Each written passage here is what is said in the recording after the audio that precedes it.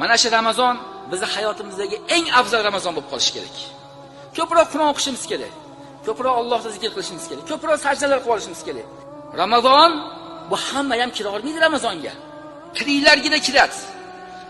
O'liklarga Ramazon yo'q. Biz bilan o'tgan yili tirik bo'lib Ramazonda ro'zasini tutgan, bir safta namoz o'qigan qancha birodarlar bor. Qancha namozxonlar bor edi.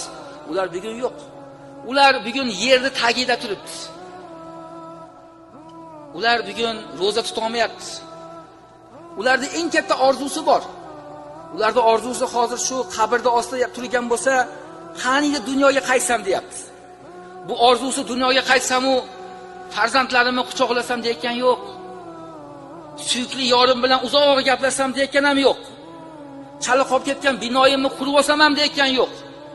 Yoki bo'lmasam bozordagi tijoratimni davom ettirsam ham demayapti, ishonaring. Ular qabrda ostidagi shu qabrda zulmatini ko'ryapti. Qabrda qorong'iligida, zakida, sovuqda turibdi. Ular mana bu qorong'i qabrda yoritadigan, nurli qiladigan narsa faqat amali solih ekanligini bilib turibdi. Ularning orzusi mana shu. Ro'za tutib olsam deydi. Ro'zani ham qanaqa tutsam, Alloh rozi bo'ladigan darajada tutsam deydi. Hamma ro'za tutishi mumkin. Ba'zilar ro'za tutadi-da, vaqt o'tmayapti deydi. Vaqt o'tmaganidan u yoqqa bu yoqqa yuribdi. Vaqt o'tmaganidan serial tomosha qilyapti vaqt o'tkazishga. Bu Alloh rozi bo'ladigan ro'zalar emas. Vaqt o'tmagandan shaxmat, narda o'ynayapti kimlardir. Qo'l telefonini titratyapti. Haqiqiy ro'za Allohga ko'proq istig'for aytadi. Allohga zikr qiladi. Vaqt o'tmayaptimi? Odamlar hozir vaqt ulg'mayapti deyapti, yetmayapti deyotgan bo'lsa, bu ro'zadorlarga vaqt o'tmayapti ekan. Vaqt o'tmayotgan bo'lsa, qiblaga qarab o'tirib istig'for ayting. Qur'on tilovat qiling. Vaqt o'tganini bilmay qolasiz. Alloh bilan yaqinlashing. Bu bir yilda bir keladi. Bu hammaga ham emas. O'sha qabrda yotganlar eng katta orzusi Ramazonga yetib olish. Agar siz u bizga mana shu seni oxirgi Ramazoning desa qanday bo'lardi? Odamlar hamma yo'lni unutadi.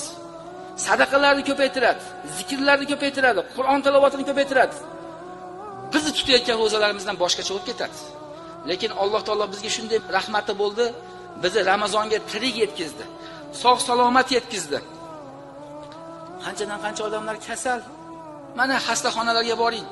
Kimlardir kasalligidan jigari ishdan chiqqan, buyragi ishdan chiqqan, yotibdi ro'za tutolmasdan.